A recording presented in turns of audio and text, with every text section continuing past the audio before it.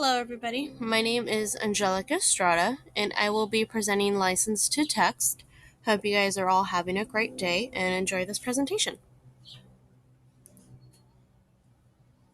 So, this comes from the annual editions book, Technology, Social Media, and Society, by editor Caroline Schaefer Westerhof, and it is Unit 2.2, License to Text by Kate Lunau, pages 21 through 24.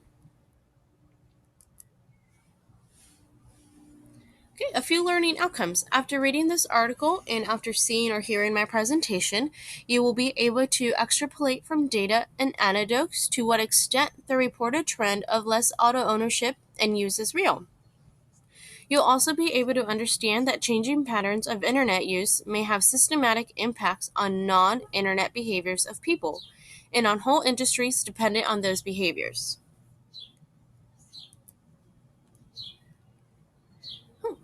A few of the issues that author Kate Lunau states, or she also starts off the article with the story of 23-year-old Sarah Muhammad and how she and three of her other friends are planning a road trip.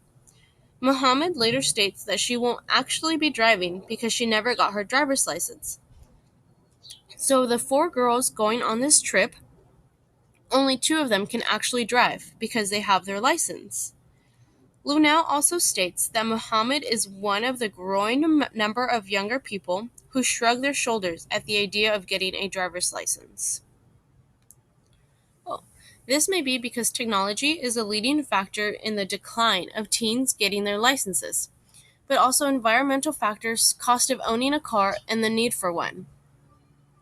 Fewer younger people are learning to drive, and the biggest reason is the internet. In some ways, it's replacing the need for a car, since how we connect has completely changed. So I don't know about you guys, but when I first got my car, and if you do have one, you'll understand that this was just the rite of passage. This was like the biggest freedom you could receive from your parents.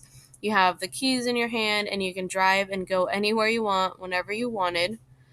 You just had this freedom that you could just do whatever you want. And since how we connect has completely changed, Lunau later states in her articles that this need for physical touch or seeing somebody with them actually being there has been replaced by social media like Facebook, Snapchat, and Instagram, because we're now posting pictures and we're posting to our news feed and our status updates. So it kind of replaces the physical attraction that we have because we still feel like we're connected to our family and friends without actually needing to unplug from our cell phones. So car companies are also fretting, and older generations are perplexed at the thought of younger people not getting their driver's license, which who can blame them because the older generation we see, at least in the 50s and the 40s, is that cars were an important part of that. You had movies like Grease that represented that, and you have movies like The Dukes of Hazzard where cars are everything, and the ability to go race down the driveway or go into the drive-in movie theater was just everything they wanted to do, and it really represented freedom for them. So again, cell phones now represent freedom instead of what cars used to do. So a few statistics that I found throughout the article is that the U.S. Public Interest Research Group found that from 2001 to 2009, the number of vehicle miles traveled by Americans aged 16 through 34 dropped 23%. The University of Michigan Transportation Research Institute found a drop in younger licensed drivers in more than half of 15 countries they surveyed, though that's pretty huge. Also, according to a Zipcar survey, 68% of 18 to 34-year-olds say they sometimes use social media to connect with friends and family instead of going out to see them. That same survey gave those 18 to 24-year-old U.S. drivers the choice between having internet access or a car. Astonishingly, 46% of all of those drivers said they take the internet instead of a car. Crazy, right? So, why it can be an issue or a problem? Not having a driver's license may affect the younger generation in ways where they will feel like a mooch because they rely on other friends who have their license for rides. So you need to go to work, you can rely on a friend. You need to go out with friends, you have that friend who has a license, so you don't have to worry about that. So a friend will always kind of be there for them. Car company sales are lowering because when kids do leave the house, many would rather take the bus and stay connected. So this may lead to a shortage in manufacturing jobs. Um, so less people with jobs out there is probably not good for our economic statuses going on. The problem with getting your license is that it now requires more of a process. Cars no longer represent freedom. Now, after insurance payments and parking permits and missed time on texting and Twitter, cars represent the opposite of freedom. They're now a burden. So, who can blame them for thinking that way? I know even now, after I have my car and I've said that it represents freedom for me, I still have to deal with car insurance payments. I still have to deal with the yearly registration fees and service charges, like changing my oil or getting my tires rotated. It is a big deal. So I don't blame them, but still, I enjoy the freedom of having a car.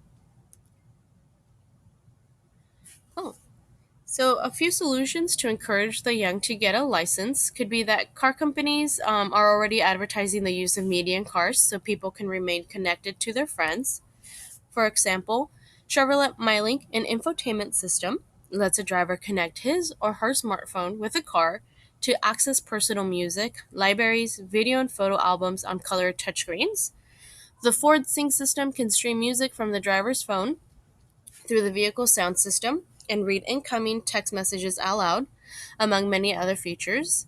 The possible increase in self driving cars like Google has also been extremely developed, which it still scares me, but hey, if you want a self driving car, you need to get your license still. A European solution, which I thought was really cool, and excuse me if I totally butcher his name or this French car company name, Peugeot, in turn, has launched a European program called Moo. Members can visit a dealer to rent out whichever mobility solution best suits their needs that day, whether it's a scooter, van, or bike. Maybe this is a car dealership of the future. So it definitely is flexible in adhering to individuals' needs. Say you have your license, you can rent out a van. Say you just need to rent out a bike to roam around the city for the day or for the week, you can definitely do that. A scooter will probably get you there faster, but you probably still need your license for that. So it just shows more of flexibility, or however they mention mobility solution, to best fit the needs of individuals. Huh. So the following part is stated in my opinion, so feel free to leave your suggestions in a new forum post. So I know I can't imagine life without a car, and although most of this article is based on data from Canada, I believe since younger people are driving less, they are actually helping our polluted environment. People like Dan Dubuck in Vancouver say they'd rather not drive because of the environment. He's holding out until he can buy a reliable vehicle that isn't powered by fossil fuel. I feel like this in some way applies to parts of Orange County. Although most of us commute to school or work, we often see people ride their bikes to school or carpool. This may be due to financial situations, but nonetheless, it is helping clean up the environment and the damage past cars and license holders have done. So let me know again your opinion on whether or not having your license is affecting us in our world. Cool. So thank you guys, and I hope you enjoyed this presentation. Again, please feel free to leave any suggestions, comments, and of course, add a new forum post whenever you can. Thank you guys. Have a great day.